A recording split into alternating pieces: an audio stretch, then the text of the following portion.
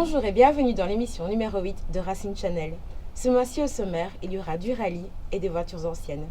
Nous irons tout d'abord dans la région d'Oudenaarde pour le rallye sprint, ensuite à Liège pour l'International Vintage Show et enfin à Roeselare pour l'Omloop Van Vlaanderen.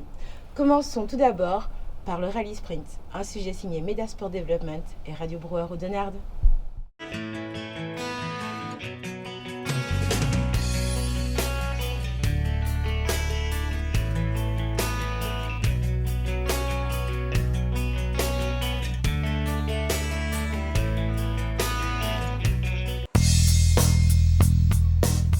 Située en Flandre orientale, au cœur des Ardennes flamandes, sur les rives de l'Escaut, la ville d'Oudenaarde, peuplée d'environ 28 000 habitants, accueillait en ce week-end de septembre la première édition du Arova Rally Sprint. Une épreuve inscrite au calendrier ASAF et mise sur pied par Superstage, les organisateurs du prestigieux rallye de Ypres.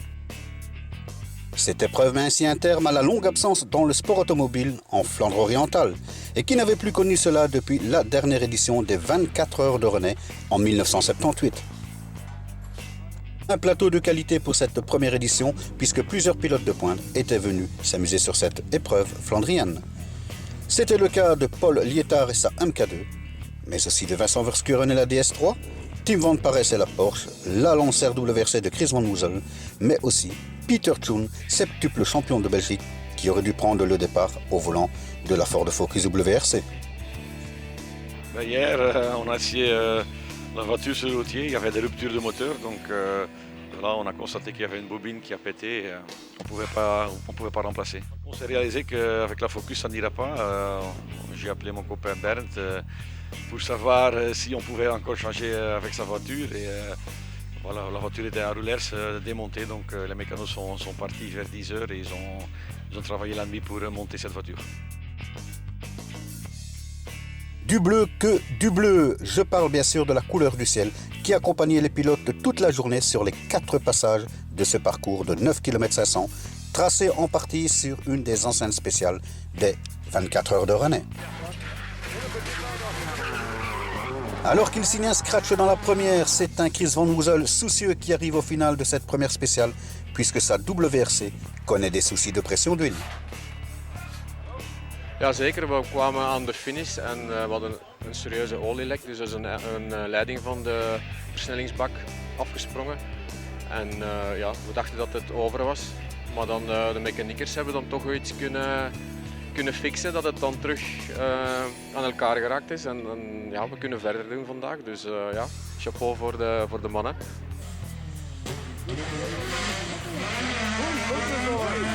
Vincent Verschuren est surpris dans la première par un bloc de béton caché dans les herbes. Il perd de précieuses secondes pour la lutte à la victoire. Ja, ik denk misschien een beetje mijn eigen fout. De eerste proef heb ik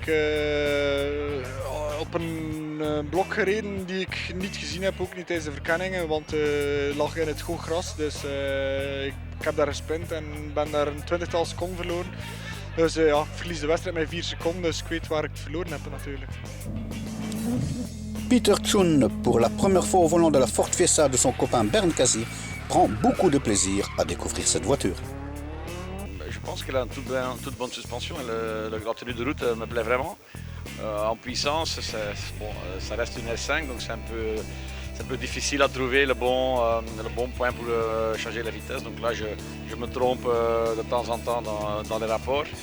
Mais bon, c'est normal, quand tu n'as jamais roulé avec une voiture, tu ne connais pas toutes les caractéristiques. Donc voilà, je me bats avec, mais j'essaye de rouler vite sans prendre de risques.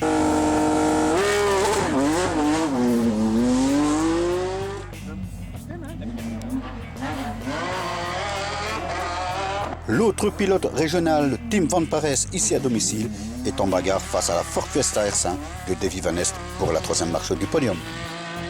Ja, ik zou het graag halen. Hè. We zitten in onze eigen streek, dus het zou tof zijn om op het podium kunnen staan. Maar ik ga zeker geen gekke dingen doen. Het is niet omdat we de derde of vierde zijn. Nee, we gaan daar zeker niet laten voor vanavond een pintje van te drinken.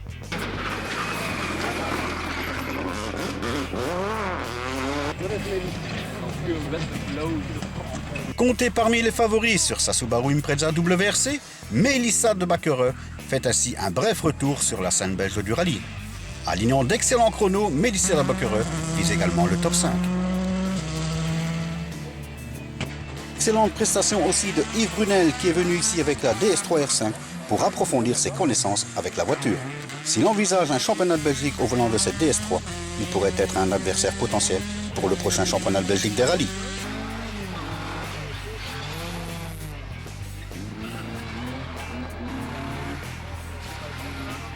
Si la majorité des pilotes étaient venus ici pour briller de leur performance et de leur talent, d'autres étaient là pour s'amuser et faire plaisir aux spectateurs en bordure de spécial.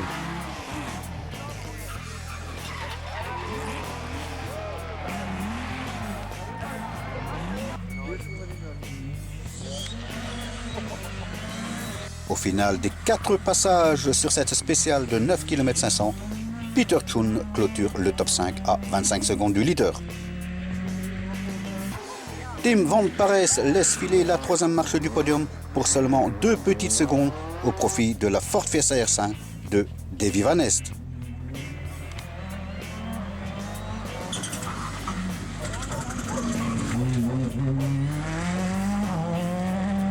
Maar uiteindelijk maakt het niets uit voor de eindpositie. En de laatste run was natuurlijk heel spannend. We waren nog 1 seconde achter Tim Van Parijs en 2 seconden voor Peter Tschun.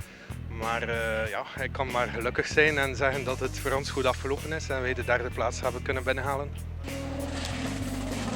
Il a prouvé qu'il était à nouveau en confiance avec sa DS3 R5 pour la prochaine épreuve en championnat de Belgique des rallyes. Vincent Verskuren termine 2e à seulement 7 secondes du vainqueur de cette première édition du Harvar Rally Sprint, Chris Van Woezel. Une victoire qui fait oublier à Chris ses ennuis connus au début de ce rallye.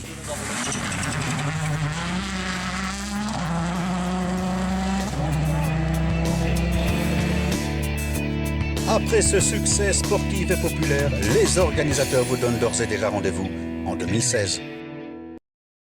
On quitte maintenant la Flandre pour nous diriger sur les hauteurs de Liège. Bienvenue à l'International Vintage Show, un sujet signé Racing Technique et Buck TV.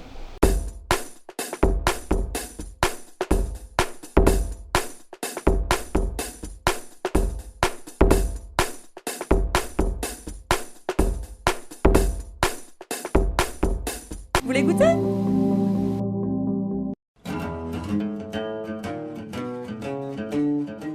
La commune d'Aouan, sur les hauteurs de Liège, n'est pas uniquement connue pour son poste avancé de la brigade de police des autoroutes. Elle est aussi, chaque année, le théâtre de l'International Vintage Festival. Depuis 3 ans déjà, Belges, Français, Allemands, Luxembourgeois, Hollandais passionnés et certainement nostalgiques des Golden 60s s'y donnent rendez-vous avec leurs rutilantes automobiles d'époque. Des voitures américaines mythiques telles Chevrolet, Mustang, Buick, Oldsmobile, etc. et leur lot de pin-up nous font, le temps d'un instant, revivre ces moments de bonheur et d'insouciance des années 50 et 60.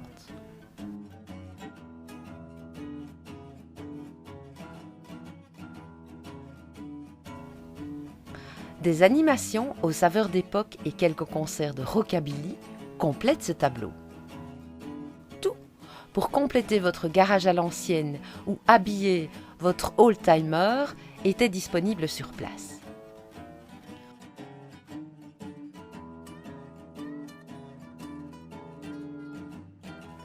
On admire les nombreux chromes des voitures de cette génération.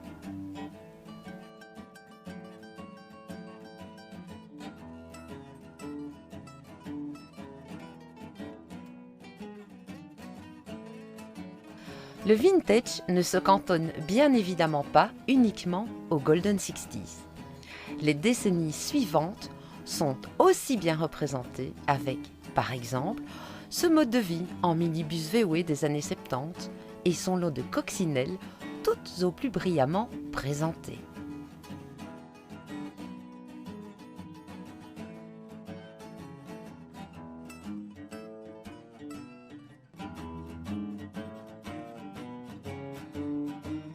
Plus proche de nous, les années 80 sont aussi représentées avec quelques exemplaires tout aussi mythiques que cette magnifique Audi Quattro qui révolutionna l'ère automobile et les rallyes depuis cette dernière. En contrepartie, adieu les chromes, les essais de style et de carrosserie. Les moteurs survitaminés vont s'éteindre après cette génération 80. Nous entrerons dans la génération de la standardisation et du conformisme, régie par la recherche de la parfaite aérodynamique.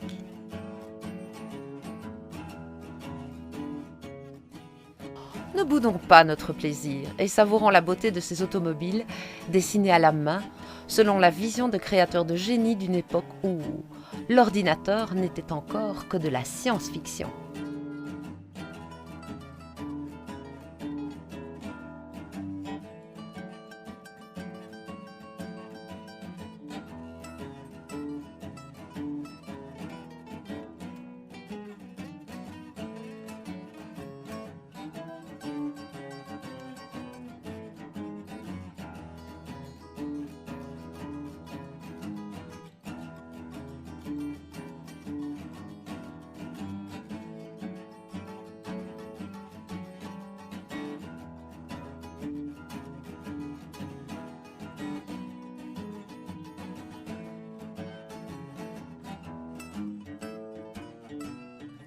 Je serais curieuse de voir, dans une quarantaine d'années, quel regard nous porterons à nos monospaces et autres SUV turbo-diesel d'aujourd'hui.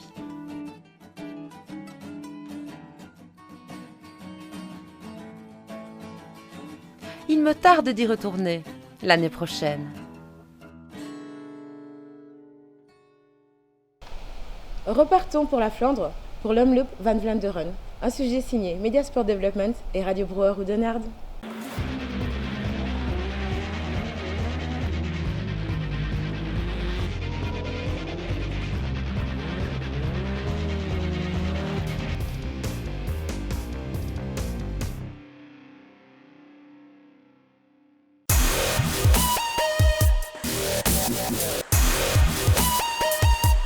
C'est la rentrée en ce début de septembre et nous allons entamer la deuxième partie du championnat de Belgique des rallyes. Bienvenue donc à Roulers pour la 7e épreuve du championnat avec la 56e édition du rallye de l'Omloop van Vlaanderen. Une épreuve dominée pendant plusieurs années par les WRC, mais qui s'est reconvertie cette année puisque la catégorie Rennes sont les R5. En tête du championnat, la Skoda Fabia R5 du leader Freddy Loax. Mais la bonne nouvelle vient aussi de chez Peugeot Belgique Luxembourg qui, avec Chris Prensen, ont décidé de poursuivre l'aventure sur les dernières épreuves de ce championnat. Il y avait 3 spéciales au programme de cette première journée le vendredi soir. Et au terme de cette première boucle, Stefan Ring, sur sa Ford Fiesta R5, fait le 5e temps.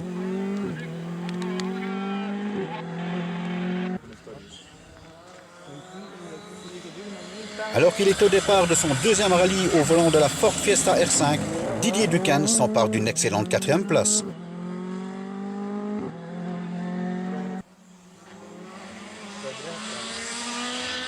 Vincent Verskuren, après son premier podium à Ypres, compte bien rééditer cet exploit et prend déjà la 3e place à 19 secondes du leader. On attendait un duel intense entre ces deux pilotes et cela s'est confirmé après les 3 premières spéciales du jour. Freddy Loax termine cette première journée à la 2e place, 2 secondes derrière Chris Prensen. Un Chris Prensen qui compte déjà 3 abandons cette saison et qui, à défaut du titre, veut absolument arracher une nouvelle victoire ici à Roulers. Leader donc pour cette 2e journée de rallye, Chris Prensen. Fidèle à la tradition de l'Omloop, une World Rally Car au départ, la DS3 WRC du Gentleman Driver Jordan Serderidis. Après un départ prudent et un tout droit, se place le 13e. On était parti de manière très prudente. La 2e, on était encore un peu plus prudent parce que donc elle était plus piégeuse et plus sale. Et la 3e, bon, on a fait une petite erreur, donc on a fait un tout droit, donc on a perdu une dizaine de secondes, ce qui nous fait un peu reculer au classement. Mais je pense que demain, si les conditions sont convenables, on devrait pouvoir remonter quand même à une position plus correcte.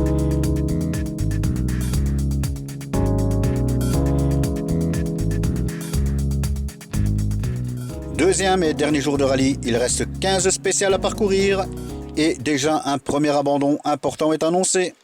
Auteur d'excellents chronos en début de journée, Vincent Verskuren est contre à l'abandon, souci de capteur d'huile.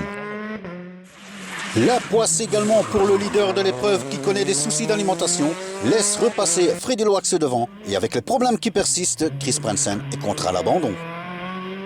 Sans ses plus proches adversaires, Freddy Loax peut à présent dominer la tête du rallye puisque derrière lui, Didier Ducan pointe déjà à plus de 2 minutes. A noter aussi l'abandon de Paul Liétard sur problème d'embrayage. Il était classé 6e au général et menait la catégorie historique avant le départ de cette deuxième journée. Au final de cette épreuve qui comptait 18 spéciales en historique, Christophe Merlvede, malgré ce 360 degrés, arrache une très belle 3e place, juste derrière la MK2 du très spectaculaire Piet-Jan Maillard.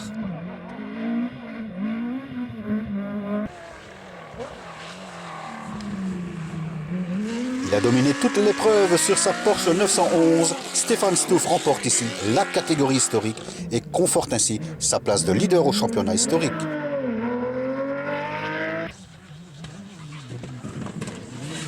En R3, victoire et 5e place au général de Guillaume Guillet qui conforte ainsi sa 2e place au championnat et qui nous a livré une belle bagarre face à Kevin de Merschkal qui termine 6e à seulement 7 petites secondes de Guillaume Guillet.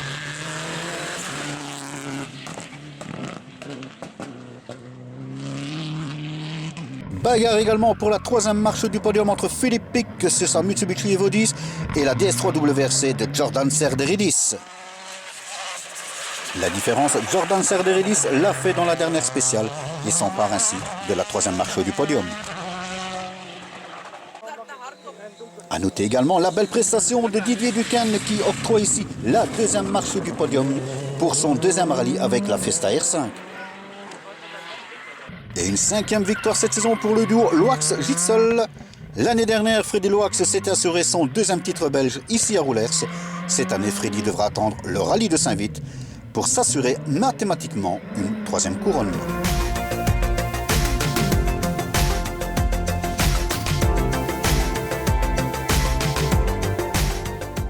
Ça en est terminé pour cette émission du mois de septembre. Nous vous rappelons que vous avez accès à toutes les anciennes émissions sur notre site internet www.racingchannel.be. Merci de nous avoir suivis et rendez-vous au prochain numéro.